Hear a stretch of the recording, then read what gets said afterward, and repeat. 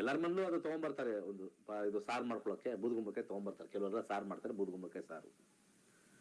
ಅದ್ರಲ್ಲಿ ಬೀಜ ಬರ್ತದೆ, ಬೂದುಗುಂಬಳಕಾಯಿ ಒಂದು ಬೀಜ ಬರ್ತದೆ. ಅದನ್ನ ನೀವು 11 ಬೀಜ ತಗೊಳ್ಳಿ, ಜಸ್ಟ್ 11 ಬೀಜ ತಗೊಳ್ಳಿ. 11 ಬೀಜಕ್ಕೆ ಸ್ವಲ್ಪ ಕುಂಕುಮವನ್ನ ಹಾಕೊಳ್ಳಿ. ಆ ಬೀಜಕ್ಕೆ 11 ಬೀಜ ಇಟ್ಕೊಳ್ಳಿ. ನಿಮ್ಗೇನಾದ್ರು ಆದಾಗ, ಯಾವಾಗ್ಲೂ ಮಾಡುವಂತ ಅವಶ್ಯಕತೆ ಇಲ್ಲ.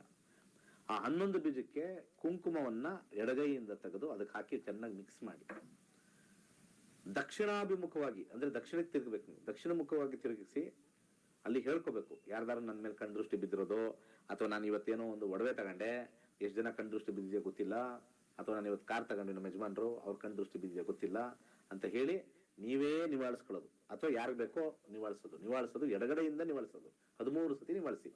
ಅದು ನಿವಾಳಿಸಿ ಆದ ನಂತರ ಅದನ್ನ ಈ ಒಂದು ಟಾಯ್ಲೆಟ್ ಅಲ್ಲಿ ಹಾಕಿ ಫ್ಲಶ್ ಮಾಡಬೇಕು. ಅರ್ಥಾಯ್ತಲ್ಲ? ಟಾಯ್ಲೆಟ್ ಯಾರ್ಯಾರ ಕಣ್ದೃಷ್ಟಿ ಬಿದ್ದಿರುತ್ತೆ ನಿಮ್ಮ ಮೇಲೆ, ಹಂಗೇ ಚರಂಡಿ ಒಳಗಡೆ ಹೋಗಿ ಅವರ ಬುದ್ಧಿನೂ ಚರಂಡಿ ಒಳಗಿರ್ಬೇಕು ಅನ್ನೋದು